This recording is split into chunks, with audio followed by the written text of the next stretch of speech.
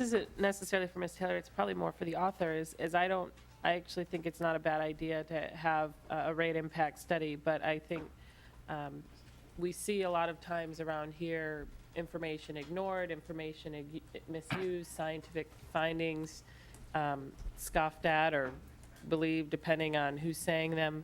And so I would hope the author would be open to making it a little more prescriptive in terms of making it consistent, making it more than a narrow view of it. You know, for example, you've got a nuclear power plant that's been running for 20 years or 30 years, and you're putting in new capital for new wind energy. Those might have a different look. That comparison of costs might be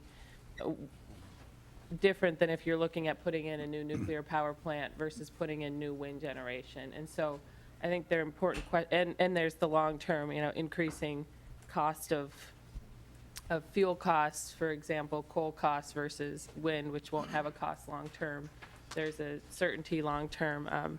So I would hope the author would be interested in making this a little more clear to get the best information, the most useful information. It sounds like Ms. Taylor has some good suggestions. Mr. Gackle, maybe Ms.